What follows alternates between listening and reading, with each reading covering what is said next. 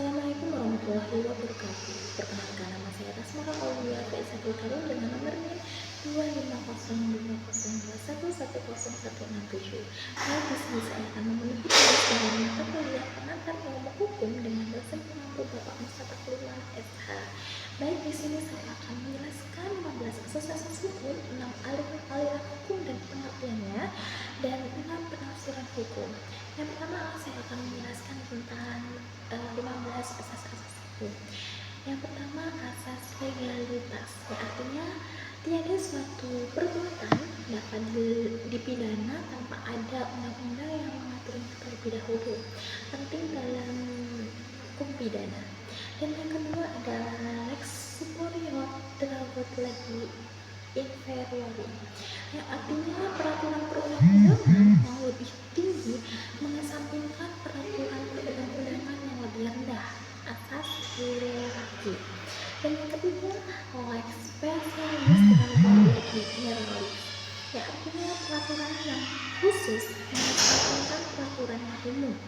Dan yang keempat, lex posterior dragot legi priori, yang artinya peraturan yang harus mengesampingkan peraturan yang lama.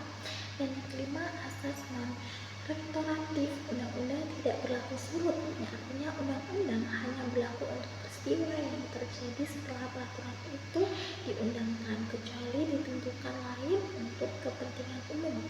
Dan yang keenam, pasca sunt servanda, yang artinya setiap perjanjian yang dibuat secara sah berlaku sebagai undang-undang bagi mereka yang membutuhkannya.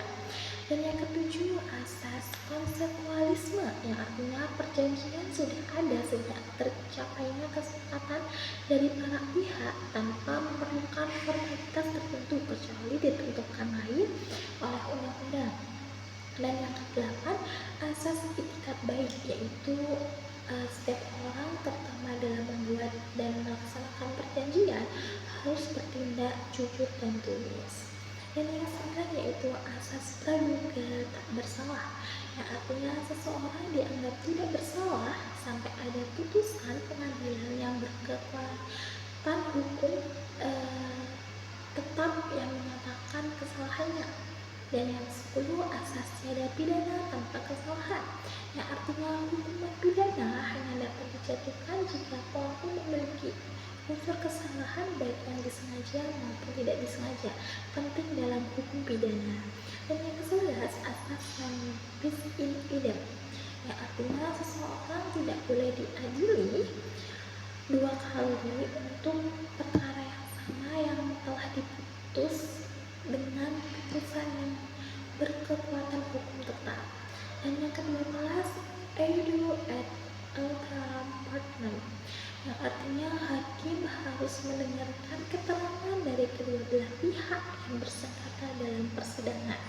Dan yang ke-13, in dubio pro reo, yang artinya apabila terdapat keraguan dalam pembuktian, hakim harus mengambil keputusan yang paling menguntungkan bagi terdakwa.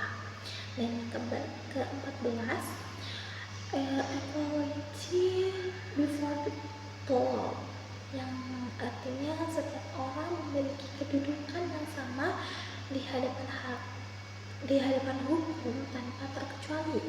Dan yang ke-15, fits justitias rege culture, yang artinya keadilan harus ditegakkan meskipun langit akan runtuh atau dunia akan binasa. Ini menekankan pentingnya menegakkan keadilan di atas segalanya. Baik, saya akan melanjutkan untuk menjelaskan tentang aliran hukum. Yang pertama, aliran logisme, yang artinya aliran ini menganggap keseluruhan hukum ada di dalam undang-undang akan hukum berkaitan erat dengan undang-undang. Dan yang kedua, aliran res BWU, yang artinya aliran ini bertolak belakang dengan paham logisme, di mana aliran ini beranggap dalam melaksanakan tugas hakim bebas dengan undang-undang atau tidak. Dan yang ketiga, before jurisprudence, yang artinya aliran ini melihat hukum sebagai satu kesatuan atau sistem yang mengatur tingkah laku sosial. Dan yang keempat, aliran res FVD. Nah, artinya aliran ini dapat dianggap aliran tengah yang berbeda di antara aliran legisme dan free reading. Alirannya memandang bahwa hakim terikat dengan undang-undang, tetapi tidak seketat seperti aliran legisme. Dan yang kelima, aliran interest jurisprudence, yaitu aliran ini berpandangan bahwa dalam rangka untuk mencapai hukum yang seadil-adilnya. Dan yang keenam, aliran sociologis prejudis, yang artinya aliran ini untuk mencegah terjadinya sewenang-sewenangnya dari hakim dikarenakan adanya kebebasan dari para pejabat untuk menyimpang undang-undang sesuai dengan perasaannya gitu. Baik, saya akan melanjutkan penjelasan untuk 6 penafsiran hukum.